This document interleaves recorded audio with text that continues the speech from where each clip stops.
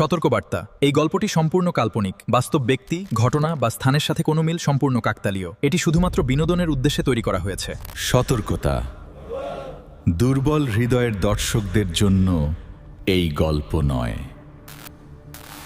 Thrill seeker Chronicles presents এমন এক signal যেটা শুনলে মানুষ আর মানুষ থাকে না।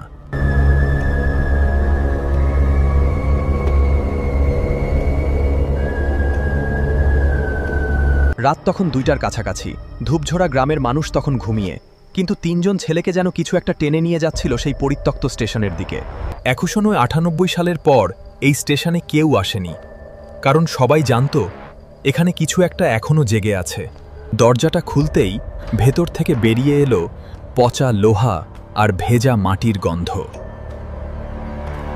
দেওয়ালে বড় অক্ষরে লেখা ছিল, do not respond to the signal.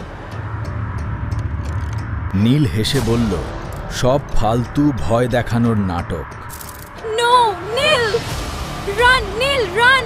ঠিক তখনই ওপরের সিঁড়ি থেকে ভেসে এলো এক অদ্ভুত ধরনের ধাতব শব্দ। টক টক টক।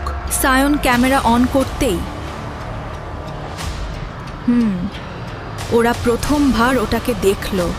ওটা মানুষ না, আর কোনো পরিচিত প্রাণীও না।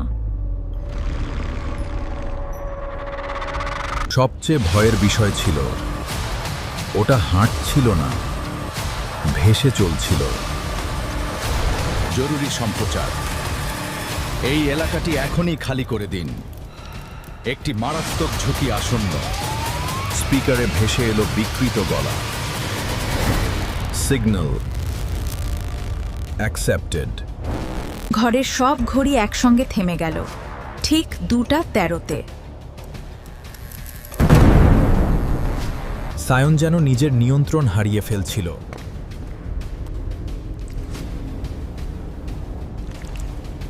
তারপর সে নিজের মুখের চামড়া ছিঁড়তে শুরু করলো, কারণ তার মুখের নিচে আরেকটা মুখ তৈরি হচ্ছিল।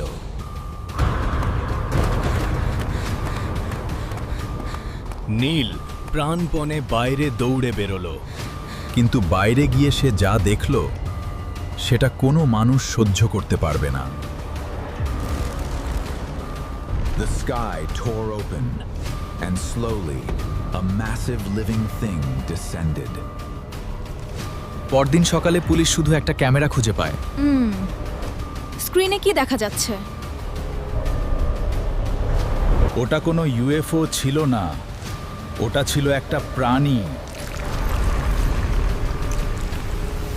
ভিডিওর শেষ অংশে হৃদয় কাঁদতে কাঁদতে বলছিল, ওরা এলিয়েন না, ওরা সিগন্যালের ভেতরে থাকে। তারপর ক্যামেরার সামনে হঠাৎ চলে এলো সেই জিনিসটা। Now you heard us too. এমন আরও ভয়ঙ্কর গল্প শুনতে লাইক, কমেন্ট, শেয়ার আর সাবস্ক্রাইব করতে ভুলবেন না। কমেন্টে লিখুন আপনি হলে তখন কি করতেন। নতুন গল্প খুব তাড়াতাড়ি আসছে। আজকের গল্প এখানেই শেষ, কিন্তু অন্ধকারের গল্প এখনো বাকি।